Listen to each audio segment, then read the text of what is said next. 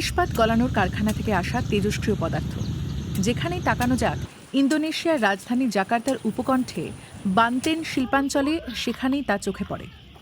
কালো পাথরের এই বর্জ্যগুলো আসলে সিজিয়াম 137 নামের বিপজ্জনক তেজস্ক্রিয় পদার্থ। এখানকার মানুষ এর মধ্যেই বসবাস করছেন, এমনকি কেউ কেউ কারখানা থেকে কিনেও আনছেন এটি। Kebanyakan buat nguruk jalan আমরা ini এই doang ya, পাথরগুলো আমাদের উঠান halaman. ভরাট করতে ব্যবহার করি। Nggak tahu mengandung apa, nggak tahu এটা কি mengandung apa আছে gitu. বা কি Jadi দিয়ে তৈরি taunya cuma আমরা buat তা জানি nguruk না। aja. Sini শুধু tuh. জানি Karena এটা জমি emang kan ভরাটের কাজে লাগে। buangan dari এটা pabrik. কারখানার বর্জ্য, Gitu. তাই আমরা Jadi আমাদের diambil উঠানের lah. জন্য নিয়ে আসি। Ada yang buang itu minta gitu buat nguruk gitu. ইন্দোনেশিয়ায় কোনো পারমাণবিক বিদ্যুৎ কেন্দ্র নেই, কিন্তু তদন্ত করতে গিয়ে দেখা যায় পিটার মেটাল টেকনোলজি নামের স্থানীয় ইস্পাত কোম্পানির এই কারখানাটি বিদেশ থেকে এই উপাদান সংগ্রহ করে। সেই কারখানা থেকে তেজস্ক্রিয়তা ছড়িয়ে পড়ে পুরো শিল্পাঞ্চলে, এমনকি একটি চিংড়ি প্রক্রিয়াজাতকরণ কারখানাতেও। Jadi itu terkonversi melalui airborne memang. Jadi di scrap metal itu kan ada dust itu, ada debu-debu ya.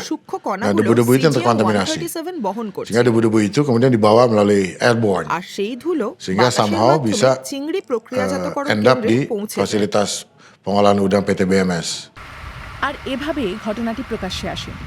যুক্তরাষ্ট্রের ফুড অ্যান্ড ড্রাগ অ্যাডমিনিস্ট্রেশন চিংড়ি পরীক্ষা করে সতর্ক সংকেত দেয়। পরে ইন্দোনেশিয়ার লবঙ্গেও তেজস্ক্রিয়তার উপস্থিতি ধরা পড়ে। 34 hari. ইন্দোনেশিয়ার চিংড়ি শিল্পের জন্য এটি একটি গুরুতর সংকট। Ini dengan radioaktif ini juga demikian, tambah menurun lagi karena seluruh ekspor ke Amerika ditutup, sehingga produk udang Indonesia ini kembalinya ke lokal dan lokal tidak muat. Yang terjadi udang harganya menurun sampai 100-nya ini di angka 42. Indonesia তার মোট চিংড়ির প্রায় 90% রপ্তানি করে, আর যুক্তরাষ্ট্রই তাদের সবচেয়ে বড় ক্রেতা। এখন প্রতিটি চালানকে তেজস্ক্রিয়তা মুক্ত হিসেবে সনদ নিতে হচ্ছে। দেশের সব চিংড়ি খামারই এই চাপ টের পাচ্ছে। শিল্পনেতারা সরকারকে দ্রুত পদক্ষেপ নেওয়ার আহ্বান জানাচ্ছেন।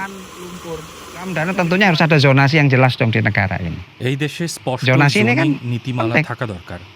Ya, karena zonasi itu tidak hanya antar pabrik aja, pabrik pengolahan makanan dengan pabrik besi dan lain-lain. Budidaya udang pun juga harus melakukan zonasi. Kita belum punya aturan zonasi budidaya udang. নানির পরিবারও এখন জোনিংয়ের আওতায় পড়েছেন। তার এলাকাটিকে উচ্চমাত্রার দূষিত অঞ্চল হিসেবে সিল করে দেওয়া হয়েছে, কিন্তু এর প্রকৃত অর্থ কি তা কেউ তাকে বলে। তার যাওয়ারও আর কোনো জায়গা নেই। তেজস্ক্রিয় দূষণের সম্পূর্ণ মাত্রা এখনও স্পষ্ট নয়, তবে এলাকাটি দূষণমুক্ত করতে এবং আস্থা ফেরাতে বহু বছর লেগে যাবে।